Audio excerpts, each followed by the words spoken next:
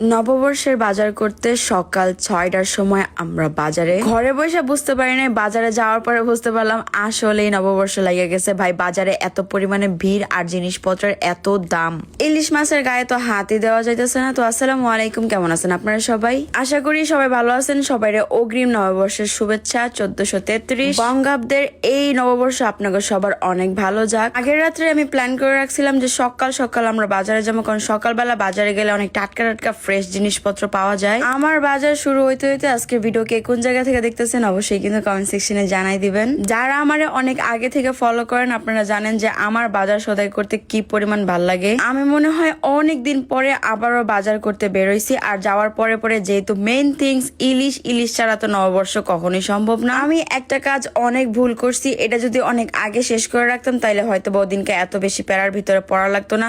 বাজারে যাওয়ার পরে আমি এই জিনিসটা রিয়েলাইজ করছি, আর কি ভুল করছি ওইটা আপনাদের জানাইতেছি ছোট্ট একটা স্পয়লারের পর। আমার সাথেই থাকেন।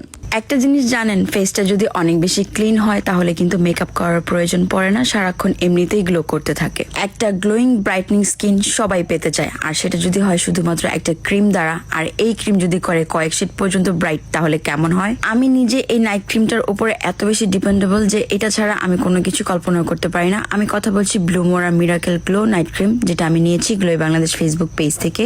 আমি এটা কি পরিমাণে ব্যবহার করি তোমরা সেটা দেখি বুঝতে পারছো, কারণ এই নাইট ক্রিমটা এতটা ভালো, যতবার ইউজ করছি তার বদলে আমার ফেস এত বেশি ইনস্ট্যান্ট গ্লো করছে, স্কিন টোনকে ব্যালেন্স করতে পারছে, ফেসের কালো দাগ সবকিছু আস্তে আস্তে গায়েব হয়ে যাচ্ছে, পাশাপাশি স্কিনকে করে তুলছে কয়েক শেড পর্যন্ত ব্রাইট। কারণ এর ভেতরে আছে niacinamide, vitamin C, collagen, moisturizing essence. প্রত্যেকটা স্কিনের জন্য সুটেবল হওয়ার পাশাপাশি 28 দিনের উপরে ব্যবহার করলে এত ভালো একটা রেজাল্ট পাবা, তোমাদের ফেসও হয়ে যাবে গ্লাস স্কিন এবং হয়ে যাবে কয়েক শেড পর্যন্ত ব্রাইট।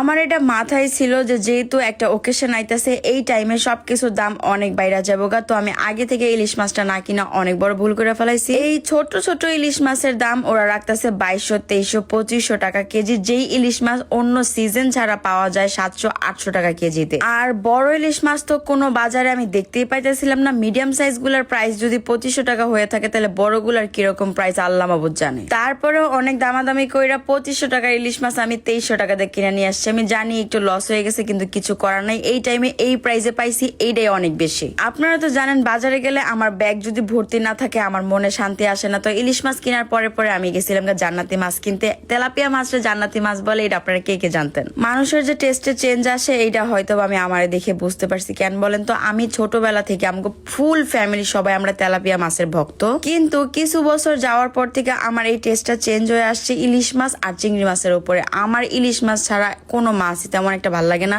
আমি এরপরে আরো কয়েক পদের মাছ কিনছি, যেমন তেলাপিয়া মাছ তো কিনছি, ইলিশ মাছ কিনছি, পাশাপাশি একটা বাগা দেওয়া মাছ আছিল, যে জায়গায় অনেক ধরনের পাঁচমিশালি মাছ ছিল।